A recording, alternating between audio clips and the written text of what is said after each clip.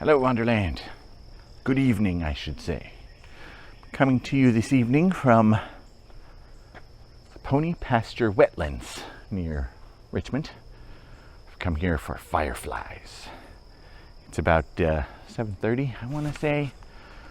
Got my tripod.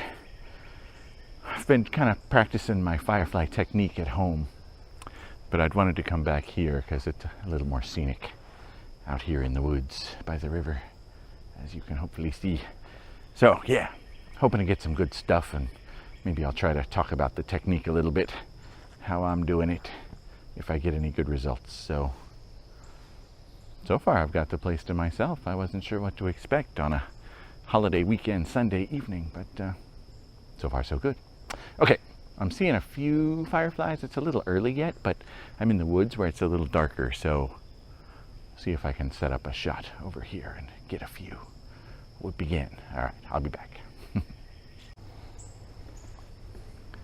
This is nice. There's a little boardwalk section here. I've been here before, but haven't really thoroughly explored it, so this is nice. And it's clearly wetlands. Seeing lots of dog foot tracks.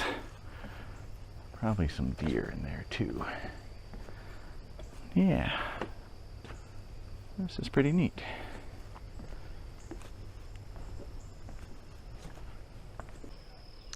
All right, so the technique I'm using, pretty standard technique really. So I'm basically taking a series of the longest exposures I can based on the lighting and other settings, which I'll talk about shortly, and then stacking them in software in post.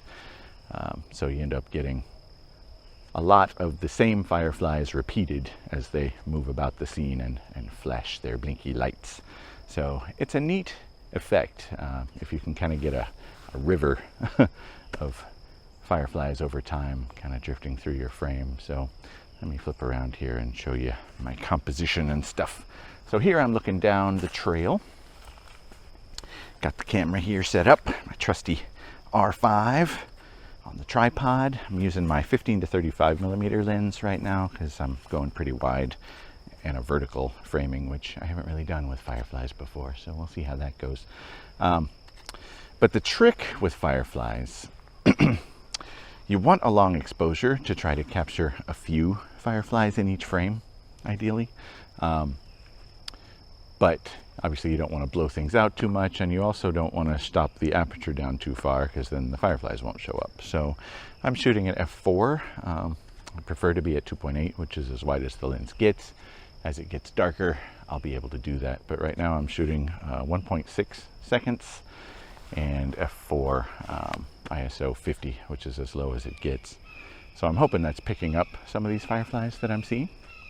And I'll let it run for, probably 40 or 50 frames at least. I try to get the exposure down to 4 or 5 seconds, and then I need less frames. I'm getting more fireflies in each frame, but since the sun isn't down quite yet, or at least it's still in the twilight hour, so it's still a lot of light even though I'm kind of deep in the woods here. So anyway, that's what I'm doing. I'll do a few of these at different locations and see what I come up with. One thing I should probably mention though, the R5 and probably the R6, but I think these are the first Canon cameras I've had that had an intervalometer built in, so I can turn that on. It's kind of a bare bones, not very well implemented, frankly, intervalometer, but it's there. So I can set it to take an unlimited number of exposures at whatever settings I've dialed in, at intervals of 1 second is what I've put in, just so it basically fires nonstop over and over again until I turn it off to stop it, which is the only way to stop it. A little annoying, but anyway, otherwise you have to use like an external remote or intervalometer, so that's an extra layer of complexity if your camera doesn't have it built in. So happy to say the new Canon Rs do. So yeah, keep that in mind. Okay. The frustration of this exercise is that I'll set up where I see a bunch of fireflies active, right? Start taking exposures and there's nothing. And then I look behind me and they've all moved that way instead. Ugh. See, they're all over there. I'm pointing that way. well, it's okay. It's early yet. The light is still fading, so once, I think as the sun goes down, more and more will come out, and then wherever I look, there will be lots. I'm seeing more now, of course. Okay, keep trying. One thing I wanted to mention, though, like I said, you can't really use a lower aperture, higher f-stop, smaller aperture to dim down the scene, because you're dim down the fireflies too. Same goes for neutral density filters. Would love to use one to get the exposure that I want, but then I'm dimming the fireflies too, so that doesn't really do it. So you've really got to hit it at that magic time when it's not quite full dark. There's still enough ambient light that you can get your background not fully exposed, but at least there, with a reasonably long shutter speed, but not too long because you don't want the noise to get too crazy. Yeah, so there's a lot of factors that go into this. It can be frustrating, I'm finding. All right, back to it though. I will produce something today. Promise.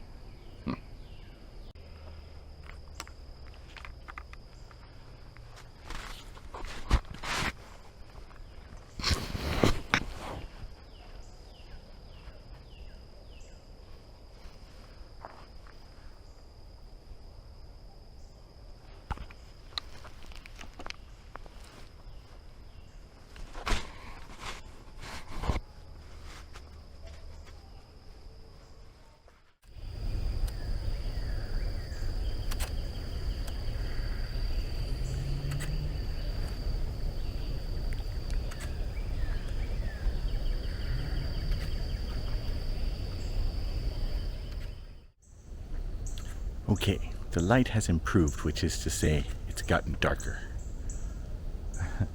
It's usually not what you want with photography, right? But let's back up and reset a little bit. So the way to think of fireflies is kind of like flash photography. They're not as instantaneous as a flash, but they're kind of a point light, short duration, right? So the settings that are most important are your aperture and ISO, because that's all that determines how bright the fireflies are going to be in the frame.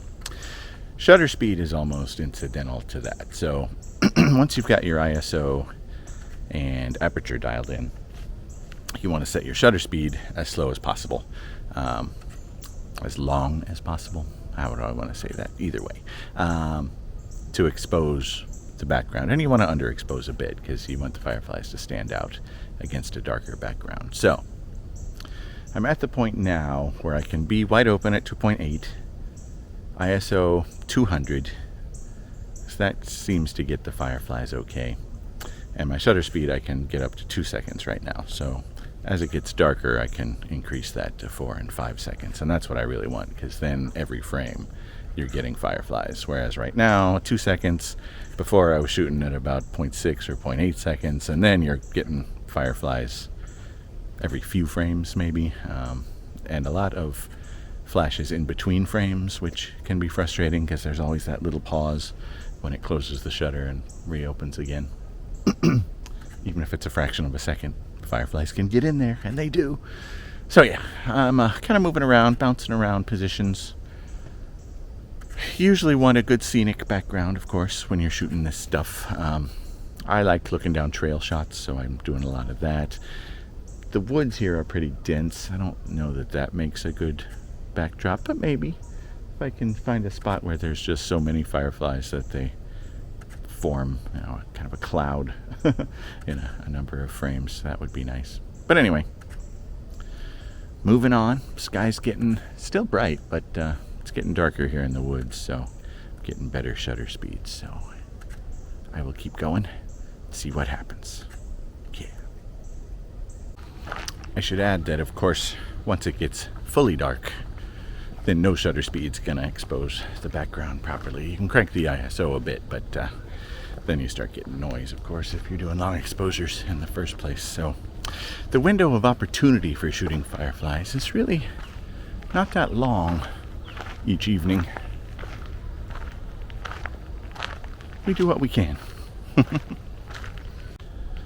Try to get a little light here. It's getting dark. There I am. Hi! Alright, this is probably my last setup behind me, because it is getting fully dark. sky's still kind of light, but I'm on tree cover, so yeah. But anyway, it's probably not the best composition. It's kind of dense foliage and a little bit of a trail, but it's pretty active as far as the fireflies. I kind of went through a dead zone for a while. I didn't see many at all. I think they haven't really peaked quite yet. Probably another week or two, maybe more. But anyway, yeah, I think I'm getting a bunch here, so hopefully I'm ending up with a few good shots to show you guys. It's been a nice walk, though. Nice to be out. It's cool, relatively, for late June. So yeah, until next time, be good to yourself, be good to each other, be awesome, get out and wander.